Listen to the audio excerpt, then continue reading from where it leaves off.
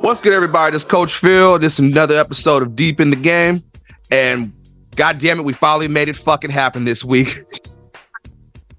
I got my guy, the one, the fucking only, Reggie. Boom, baby! Stubblefield, man. What's up with it, gang? Good with it, Appreciate you for having me on here, man. Ready to get this show started. You know we're going to have a good time. Got my dog, Tyrese Beverett. We got Mr. Beverett in the cut. Yeah, man. You know, we at the tattoo shop, man. So this is a special edition right here. Got to get that Grey Cup championship. Yeah. Yes, sir. Let's give a little quick shout out to the tattoo artist, man. What's her handle? Tattoos by Sava. What up, Sava? Hi, how are you? Hey. Yo, YouTube. This 10,000 people. It's live. we gonna get you some business up in there. Best believe that. What is it? What's your IG? Tattoos by Sava. Tattoos by Sava. I'll put it in the description box. Y'all go check her out. Hardest artist in Montreal. Yes, sir. Yes, sir. So I gotta talk my shit. I gotta sit here and give the people that don't really know who Reggie Stubblefield is, man. I'm gonna read a little bit of the stats real quick. In a rookie season, mind you, this is the rookie season, y'all. 91.6 coverage grade, 23 catches allowed, 213 yards. It should have been 100, but we'll talk about that later. 0 touchdowns. They talked about Sauce, man, but I seen a lot of motherfuckers get stubbed most of the damn season. And just only 9 first downs, 3 interceptions, led the CFL in forced incompletion rate of 27.5%, and a QB rating when targeted at 32.6. Well, damn, you was covering everything. How the hell, and most of all, man, you be killing me because that one game, I think it was the last game against Hamilton before the playoffs. How you gonna sit there and fly and do a diving crossbody on people, and you know I look for you to be a technical tackler, man? What the hell was you thinking? He said flying crossbody. I don't even know what you talking about. What play? I remember that last game against Hamilton. We was out there making plays. No, I'm talking about the last regular season game. Motherfucker was sitting. It was. You know exactly what the fuck I'm talking about because I sat there. I was like, Reggie, come on, man. I gonna throw the whole body at you. Hey, we throw everything. We ain't scared. Shit, man. So let's start, man. Let's just take it, man, from where everybody want to hear about, man. Take us through. We'll start actually at the East Final, man. I saw the game when I was in Winnipeg from kickoff all the way to the end, man. Take us through the build up to the Grey Cup. What was that game like in the East Final? Your first real experience in the CFL playoffs, man, even though the week before y'all whooped that ass against Hamilton. Got into a little squabble, you know what I'm saying? Motherfuckers want to get dirty and shit, but we'll talk about that another time. Take us through the experience, man. BMO Field. What was happening, man? Yeah, man. Like, I think it was just coming off the bus, like walking into BMO Field. Like, to me, it felt like we was about that action. Like, it was a heavyweight fight. Mm-hmm. And, like, you was playing the top dog. Like, respectfully to Toronto, they had a great year. Like, they did some amazing things, and you can't take that away from them. I hope people don't forget the year that they had. Mm-hmm. But, like, walking in, like, we knew what we was up against. But, like, nobody believed in us in that whole stadium. You got to think, they finally filled BMO out. Mm-hmm. Finally sold it out on the away side. So we was like, yeah, it's that time. But we already knew it leading up to the week. We knew they was going to probably do the most theatrics. Mm-hmm. Fireworks, lightning shows, all that popping and stuff like that. And I remember your boy, Sean Lemon, as we ran out of the tunnel. He brought us in a circle and he just told us to look at him. That's when I knew. I was like, yo, we in that fight. We in that fight. So we looking at him as we coming out, leading up to the game. And just from, like, the first drive, the quad got his pick 6. And they was building up some momentum. But we was just settling in, bend, don't break defense. That's our mentality. And from there, man, we never looked back. I think we finished with almost, like, 9 turnovers. Could have been 10. And, yeah, man, it was crazy. We got the job done. Nobody believed in us, but we did. Through a lot of people always want to know, like, what you seeing out there through the face mask, man. What was some looks that you were seeing, if you can kind of talk about that? Because for most people, they only see, like, what they see from the camera view, but from being in there, you was playing everywhere all season. You was linebacker, you was DB, you was everything. From what was you seeing? So for me, I also remember, like, pregame, I could just see them, like, celebrating before the game had already started. Boys turned up, dancing, doing a whole lot of that. Mm-hmm. And I just felt like got him right where we want him. And just that whole game, man, my IQ, my focus, my just will to win that game, it was just locked in, zoned in. Like you ever look somebody in their eyes, like a Kobe or a Mike Tyson, Muhammad Ali, and you know they don't already want to fight. It's just waiting to happen. That's how we felt. And I was just locked in that whole game, man, and we got it done. That's what it's about, man. That look, because y'all from the opening snap, from the first snap on, man, they was kind of moving downfield. They gave out Ouellette the ball, and they was more like, okay, everybody always got their first scripted plays. Oh yeah, the first 15, you already know. And then when I called it in the video, I said, if you got Dequan in the box, man, he gonna go across field and he gonna get the pick. That's what surprised me. I was like, Coach Phil. That's bad white boy right there, man. I ain't seen a white boy do some shit like that in a long time. But then that boy French. Oh yeah, he was talking his shit at the end of the game, at the end of the Grey Cup. Everybody pissed off. But everybody. Yeah, so going into near the end of the game, y'all got that last touchdown. It was like a minute or so left. What were you feeling? What was the team feeling? Like, we're really about to go to the Grey Cup. We shocked everybody. We shocked the favorites. We believe because it was personal coming into that game anyways. You know, we was 0-3 against them in the regular season. We felt like every time we played them, we should have won, but we just had some unfortunate things happen. But we believe, like I said, so once we finally got the job done, man, we was just happy as a team because at the end of the day, our whole goal when we started this season was to go to the Grey Cup. Right. There wasn't nobody probably predicting us, saying it with us, chanting with us, but we've been saying grade 8, that we was going to get this franchise's 8th Grey Cup, and that's what we did. So that's how I was feeling once the game was over. That's what's up. And then you had the next week, man. I was following along. Everybody saw y'all was having a good old time there, man. Take us through you had to go to the media scrum. You had to answer all the questions, and then you get to what was the environment? What was the environment like for y'all? Y'all in the Grey Cup? It's Grey Cup week practicing. Was it more walkthroughs? Did y'all actually go a little tempo? Or was it like, hey, we're just gonna walk through this shit, nobody get hurt, no nothing? Yeah, leading up to the week, man, I got to give a shout out to the CFL and the city of Hamilton because they put on a good show for the Grey Cup week. Like everything was set up right as far as the media, so many activities to do, and we enjoyed it. We definitely like soaked in the moment because you don't come by these opportunities too many times. Like so many veteran guys on my team that's only been to one Grey Cup or been to multiple, but it's been forever since they've been back. And we soaked it all in, but our practice schedule stayed the same. We worked hard our first 3 days of the week, and then, we took advantage of our walkthrough times.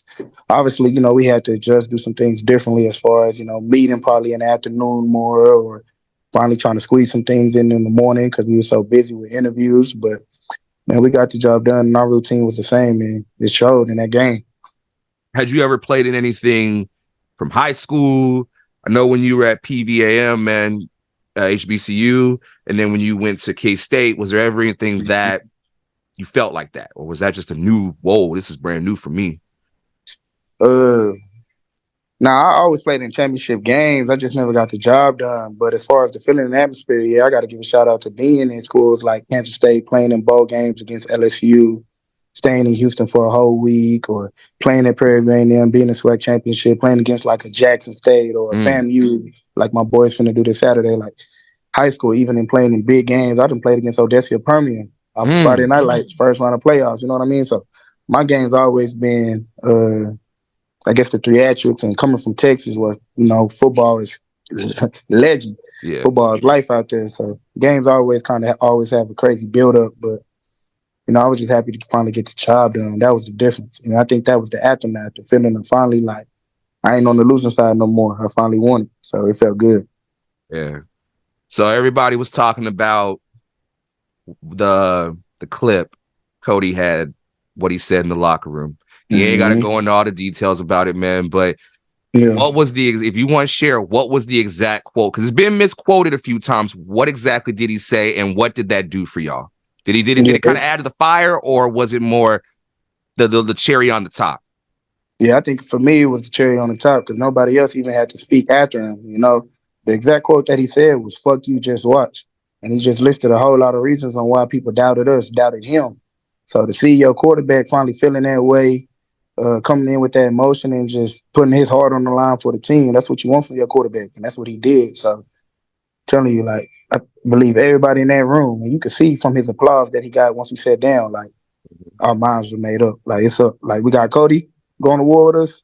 We good because everybody else know they gonna step for him. So yeah, he did everything that we needed to do. He had it at the booth, and it was on, boy. Cody was hooping in the playoffs, and people talk about that championship game, but people need to understand Cody was hooping in them playoffs.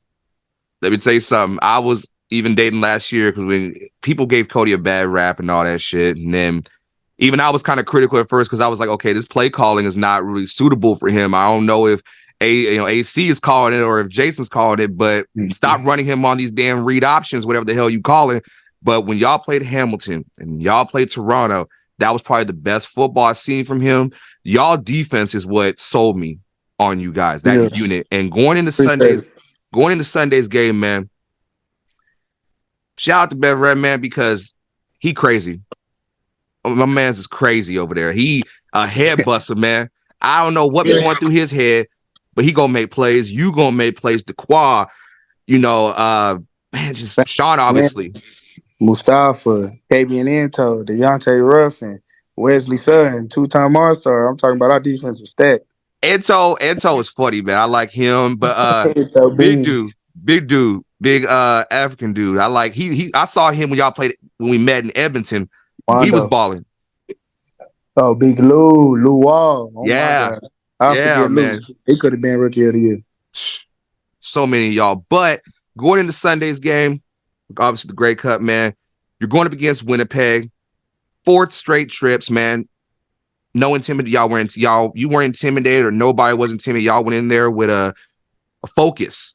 Y'all looked different early on. What was going through your head? First half of the game, man. What was going through your head? You got to just bend, don't break, keep playing football to the final whistle against Winnipeg. And you see that with just how they play, like every snap. They linemen finishing plays. Brady Oliveira, his legs running. They receiver finishing wear out after the catch, through the catch point. Quarterback extending plays with his legs. Yeah. So at the end of the day, you got to finish. They're going to have their number. This is a championship game. Both teams deserves to be there. But, like, we just knew. We get our stops, and we do what we do, play defense, get our turnovers when we need them. I mean, at the end of the day, people talk about, we probably didn't play our best game on defense, but we held the number one scoring offense to 10 points below their average. You know what I mean? So you do that, and we keep the turnover battle tight, and especially win the penalty margin against a good Winnipeg team who probably never commit penalties, we're going to be all right. And our offense stepped up, too, right when we needed it, so we was good. From a scheme perspective, did you feel like you were you had to be in the box more because we had to respect Brady in the run game, or were you having to look at Kenny? You had to look at Rashid, Dalton. Were you in Dembski? Were you even ask Beverett, man? Did y'all feel like you had to be in the box more to respect the run, or was it more, hey, we got to play back, we got to cover?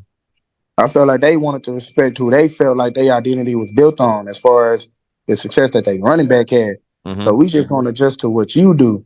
That whole game, everybody always talk about how great of a receiving core Winnipeg has, but they only use a lot of those guys on second down. A lot of times, they was bringing in their sniffer backs, fullbacks, and stuff like that, and a lot of short yardage plays. So we knew we was going to have to be in the box just by how they lined up.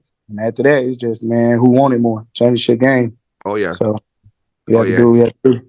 Oh, yeah, man. And y'all, that fourth quarter, everybody was loving it, man. Got that sack. Man, you pissed me off a little bit, though, because the sacks you be getting, man, they're exceptional. They're exceptional, but I be like, God, you got to do the most to get there. Yeah. What you mean, though? I mean, sometimes when you're going against the best in the league, you got to do what you got to do. People forgetting how hard it is to have a sack against the offense tackle who's been up 4 years in a row for offense lineman of the year. Was that against? You know what I mean? I hate, already. You know what I mean? So, I mean, we got to respect it. Sometimes you got to do something different or unordinary that he's seen. He a vet in this league. You know what I mean? So you got to get there. And when you get there, you got to make the most of your opportunity. They act like DBs, they ain't got no moves when they get down in the trenches, but they think you just going to dip that inside shoulder and just try to get around. No, you actually put some moves on out there. I'll give it credit to your whole secondary. Y'all, I love watching y'all play down in the trenches. A lot of teams, football. Yeah, but y'all scheme was a little. It was different because y'all weren't afraid to get down there on the line and say, "We coming at you." And DB blitzes were nice. I don't know who was dialing them up, but who's calling it. But y'all Y'all was looking nasty out there. Respect to that. Yeah, nah. Credit to our defense coordinator Noah Thorpe. I felt like he called a great year. Mm-hmm. You don't really get that from most DCs because it's a heavyweight match in that coaching office too. You know, you Mm-hmm. going against the best. That's why these dudes get paid to coach. And man, I felt like he called a great year. Situational football, RDC, man, so many disguises, so many different looks. Gave a lot of teams trouble. So we go to the fourth quarter, man, and that last drive y'all had, you were on this obviously on the sideline. Offense was moving. What was everybody talking about? What was everybody feeling? I ain't gonna lie, I was scared. But I'm like, I don't know how the CFL still work. I'm trying to figure out the timing management and if we do have to get back on the field, what we got to do to get our offense back on the field. And I just remember when Cody capitalized on the second and long with his legs, I was like, got it. Because Cody doing what he told us he was going to do in the pregame speech. He believed and he put the team on his back. And that 3rd and 4, I knew Coach Moss was going to have a great call. They dialed it up. We went to one of our most reliable receivers, Cole, and it was just over with from there. I knew it was going to happen. Tyson 1-on-1, game over. Game was over. They was asking that, and DeMario Houston, man, one of the best in the business right now, man. Everybody says, is he still one of the number one? Is he still the number one DB in the league? It's like, man, it's one play. Don't let one play fuck up what everybody do. You know what I'm saying? But you had to go back out there. You knew you had Zach running down on the field, man. That whole offense. Bend don't break again. Yeah, they just had 2 plays, so just don't let them in the end zone. Yeah. You got the couple iconic pictures, man. You laying on the field. What was going through your mind, man? Like, dang, was it the journey that you were thinking about? Like, dang, coming from here to now I'm here and all that, or what was you feeling? Yeah, that's one thing I always talk about, embrace the journey. And that's what it felt like. It honestly felt like a journey, but in the movie, like, unbelievable how we won once I finally get to rewatch the game, but then also just, like, going through it, like, it felt like a movie. It felt like a heavyweight fight. So I was lit. Ty, what was you thinking, man? What was you feeling if he can throw his little input in there? Bear, how you was feeling? Feeling what? During the game. After the game, once we finally won. Like you said, man, we believed it. We said that great tone from the beginning, so we just feel like we accomplished it.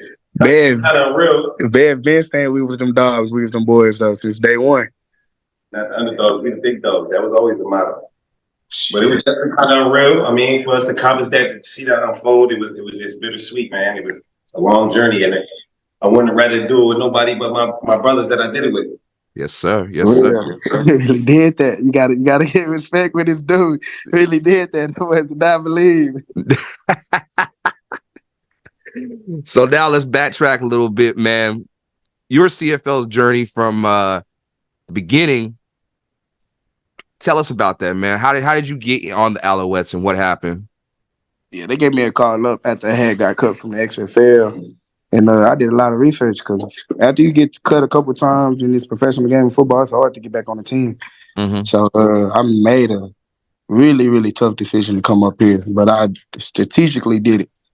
And they called me up, and the journey was tough because I had a great camp, went through preseason games, played pretty well, but I got cut.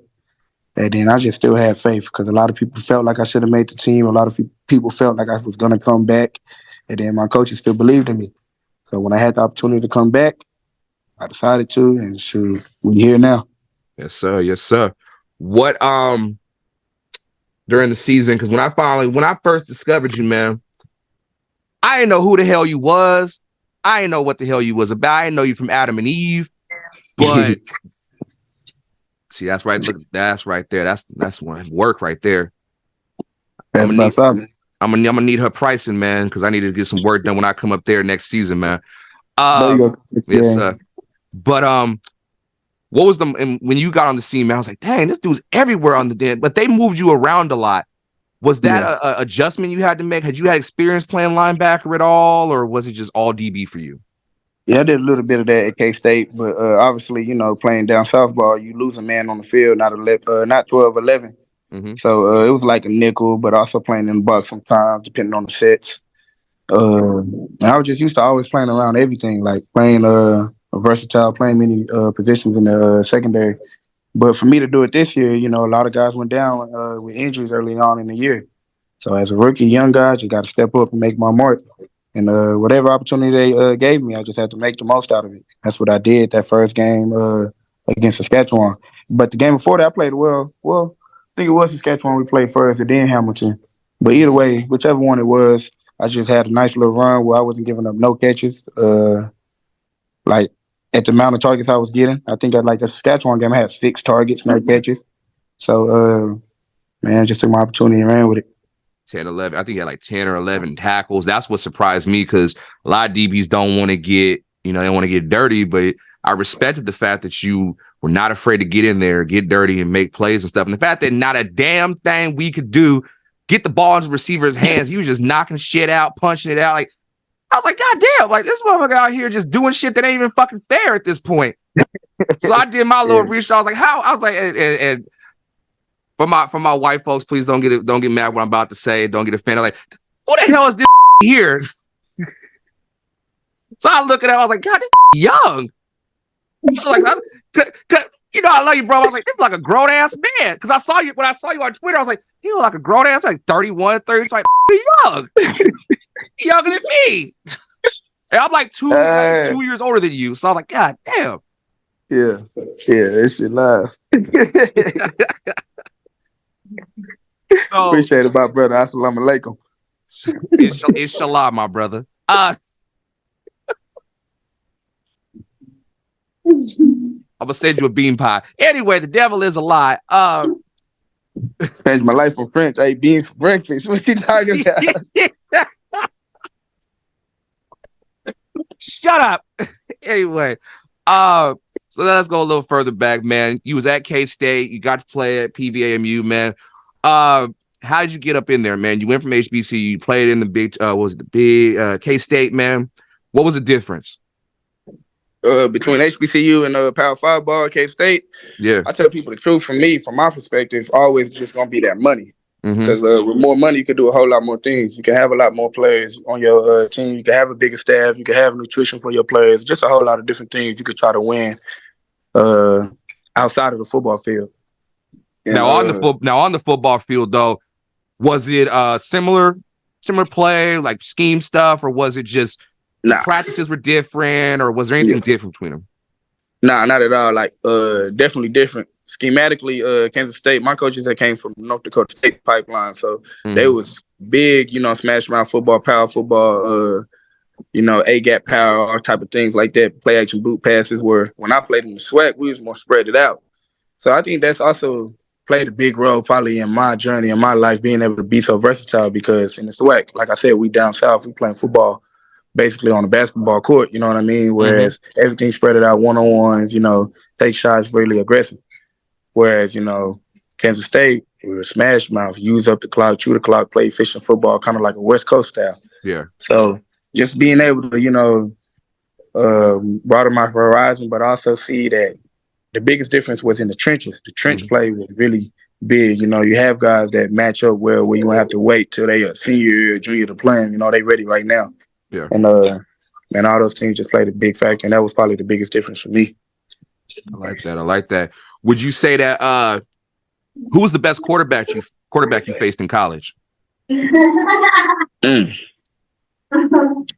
HBCU or Power 5? Let's start with HBCU. Who was the best you went against? HBCU, I want to say Devontae Kincaid at Grambling State, man. He was an Ole Miss transfer. He came to Grambling State. He won 2 championships for them, won 1 national championship. Their offense was explosive, electric. Also had a quarterback at Perry A&M, Nico Hollins, a freshman. He was real good. He was Tom Brady-like, but he didn't just finish his career there. And then Big 12, though, I played against some great quarterbacks. I played against Spencer Rattler. I played against Caleb Williams. I played against Skylar Thompson, who played for the Dolphins right now. I played against Carson Strong, who had all the hype coming out of Nevada. I played against some really good quarterbacks, man. And out of those, I probably have to say Caleb Williams. He's just so dynamic with his legs. Arm talent was crazy. Could make every platform throw. Could do what you want. And he was young doing it. You always got to give respect to somebody young doing what they're doing, especially on Power 5 level. So probably his potential was out the roof. Was Spencer all the hype that he had coming out of QB1 and all that stuff? Was he the truth, or was it just like? See, I think Spencer good. Yeah. I know people criticize him. He probably been in some tough situations, critical decisions, critical games where you got to win those, or people gonna judge you. And at the end of the day, you play quarterback, so you the most looked upon position. But to me, he was smart. He can extend plays with his legs. He remind me of a little of Zach Collaros, but young. Like you really watch his film, watch the tape, it look really similar. So I like him. I respect him. I hope he do the best coming out this NFL draft right here. But you know, sometimes in this world of college football, quarterbacks always got to switch. You know, hit that portal, one and done, kind of prove it right now deal. And I just felt like he had a lot of eyes on him and a lot of scrutiny, whatever. But he was good to me. That's good. That's good, man. Shout out to him, man. So going even a little more back, man, you said we talked about you from Texas, man. I seen different things a lot, man. So where exactly are you from? I'm from East Arlington, right outside of the Dallas-Fort Worth area. I was born in West Texas, Lubbock, Texas, 806. Like I said, I got that family pipeline of West Texas football, Odessa Permian and stuff like that, Lubbock High. But I was born in Lubbock, but I was raised in East Arlington. Like, that's on me. That's my blood. That's everything to me. And I went to Arlington Sam Houston out of high school. So, yeah. So you went to Sam Houston. What was it like, man? You hear so much about Texas football, man. What was it? Did that environment, obviously that environment helped you on the grander stage of things, but take us through what it was like, man, all from freshman year all the way senior year, man. What was it like? Yeah, man, it was a real brotherhood for me growing up, even when we was in elementary, junior high, and going to high school, we all stayed together. A lot of dudes used to go their separate ways, do different things just because of the type of community and environment that we live in our section. But, man, we just stayed together, and I remember my freshman year I actually transferred and went back to West Texas, lived with my grandma for a couple of years out of Lubbock. But then when I came back, I just remember us, man, taking football a whole lot more serious. My school wasn't really used to winning. We was always the underdog. We was the team that was looked upon. And I think that also helped me build my career to always grind and get it out the mud, or just no matter what, just keep grinding, because you can always get yourself out of any situation. Yes, sir. So growing up, like I said, going through high school, I came back my sophomore, junior year, man, and we just did well. We was the first team to go to the playoffs at my high school in like 13 years. I made a name for myself. I was really good. I was one of the top DBs coming out to Metroplex. And I had crazy stats. I was doing a lot of things that I do now on the football field, and it just made me who I am. I like that. I like that. So what's you being from Texas, man?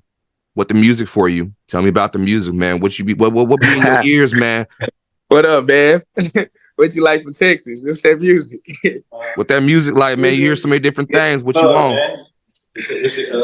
Yeah, man. Big extra plug. I know you gonna like him, dog. He cold. You might need to put him on this.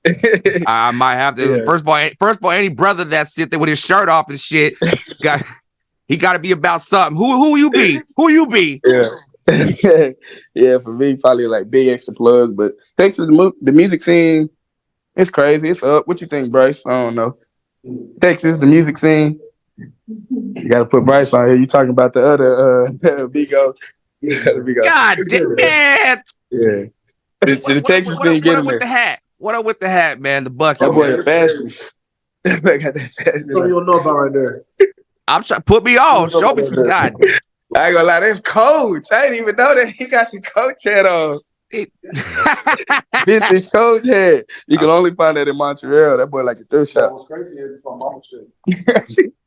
But you bumping Mo 3? What you bumping up there? And your pregame music, man, what you listening to? I ain't even really listening to Mo 3, man. RIP. I wish he was still alive and make one more music. But nah, I'm a big extra plug in there, young boy.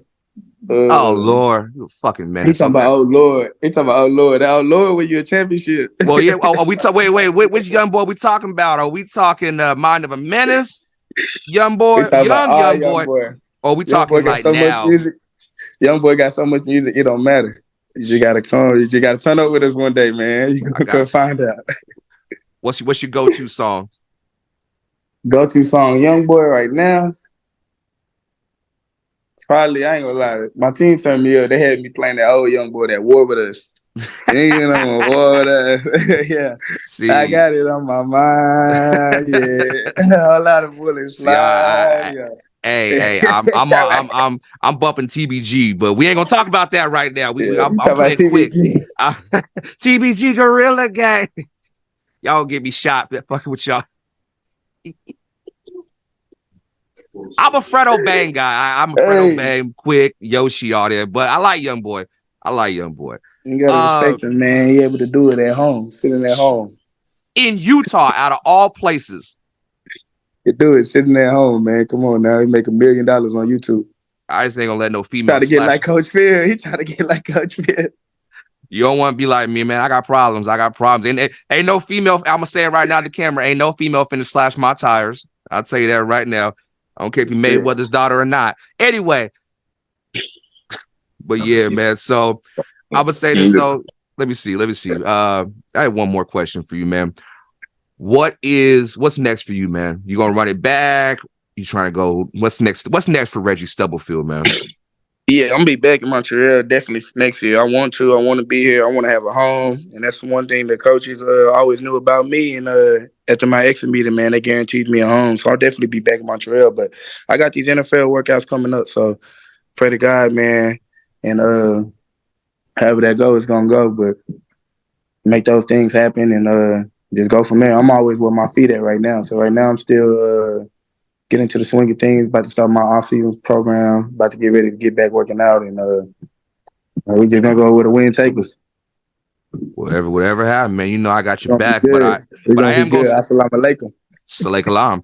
I am still, I'm gonna talk my shit real quick, man. I was on a campaign spree to get you Rookie of the Year, bro. And nothing, what the fuck, man?